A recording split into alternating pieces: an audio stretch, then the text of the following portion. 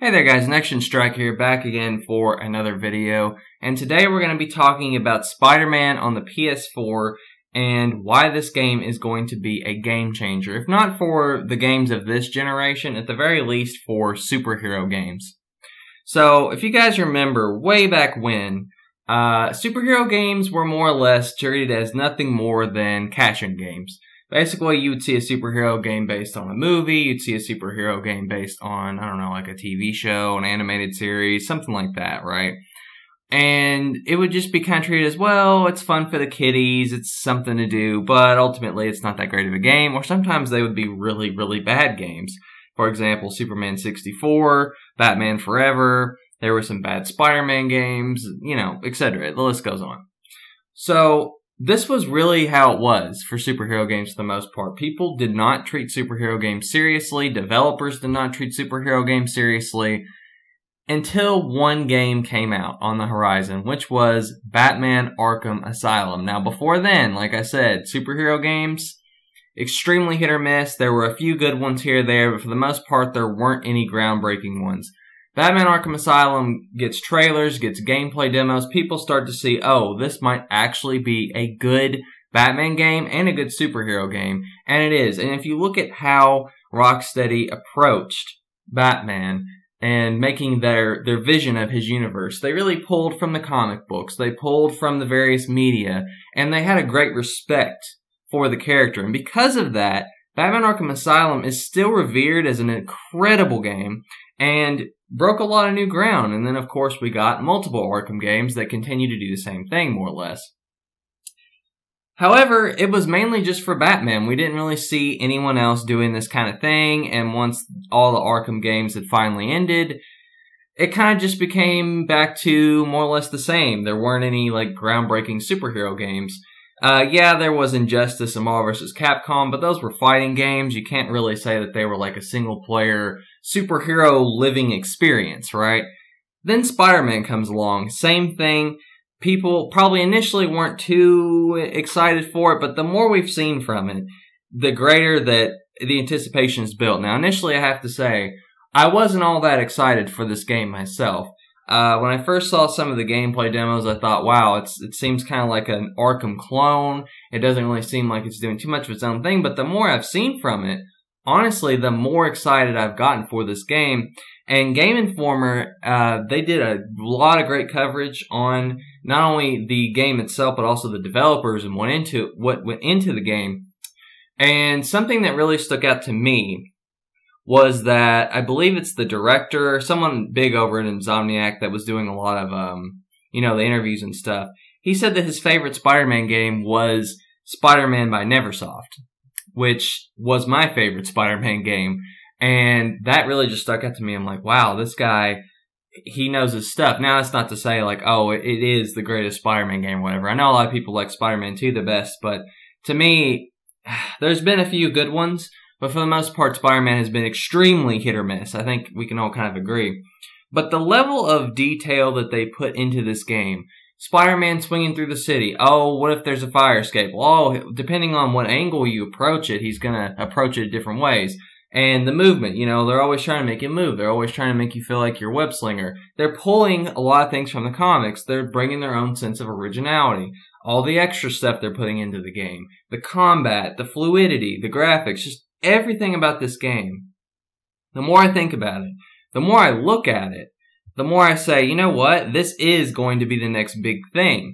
And now that we've seen Batman do it, and if this Spider-Man game sticks the landing, which I do honestly believe it's going to do, you can expect a lot more games like this, because now we've been able to see it with Batman, who more or less is the anchor of the modern DC universe. I mean, people can say, oh, well, it's this character, but Batman's like the most popular one, right?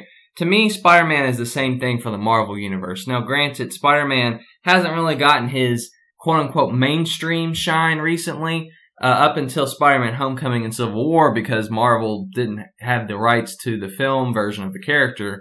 And so Iron Man and Captain America and all them got built up, right? But to me, Spider-Man has always been the centerpiece of Marvel. And, being someone that grew up in the 90s, I watched the Spider-Man cartoon where it was him that was at the center of everything and everyone was joining around him like he was the central figure.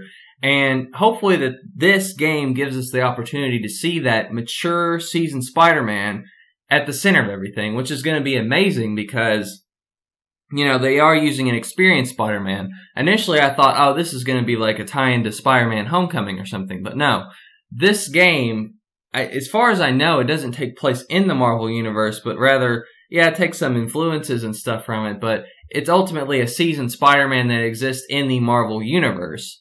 And that's all we know. So that's very interesting.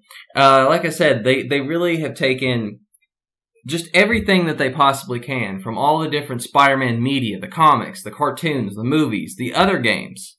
And they said, okay, what can we take from this that would be good? What can we do that can be used? Also, they're using a villain that pretty much has gotten no attention whatsoever, Mr. Negative, which is another really good sign to me that this is in the right hands. I mean, how much more do you guys possibly need? Not only that, I mean, if we're looking at this from a gameplay experience, right?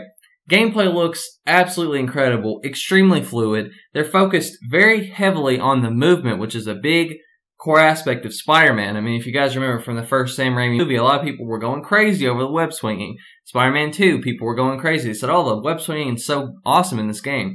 Heavy focus on the movement. The graphics look absolutely incredible. The gameplay looks great. The fighting and the combat looks great.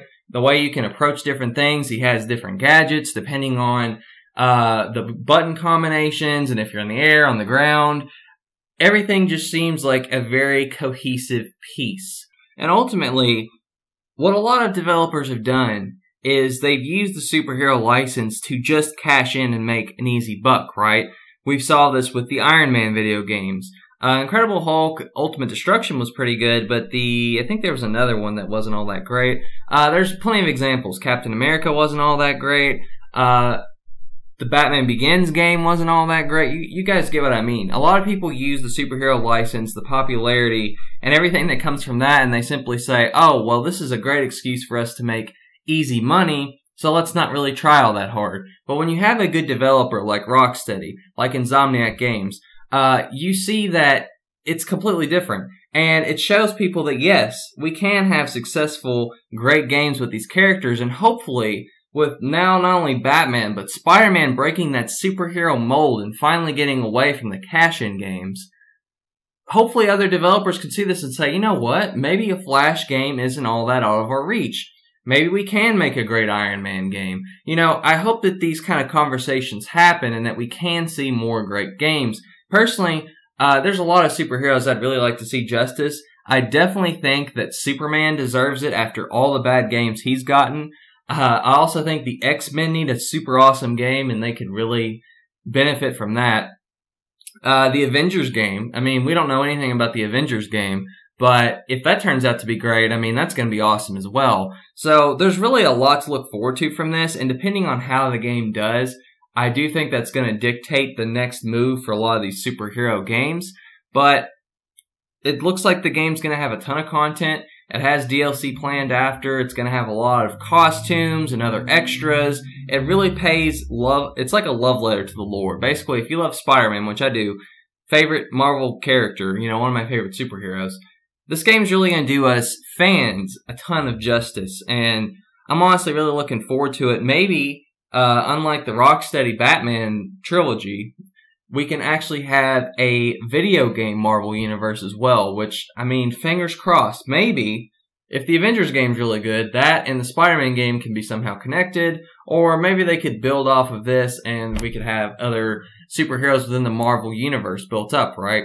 I mean, very rarely, I think Spider-Man Web of Shadows was like the only video game that I can think of that really had other superheroes in it, which I thought the combat Web of Shadows was awesome, just throwing it out there, but we haven't really seen a lot with this. A lot of developers really do play it safe, and so I think this game's really going to break the mold. I think a lot of great things are going to come from Spider-Man. Fingers crossed, man. I got a lot of faith in these developers. I've really bought in, and I'm behind them 100%.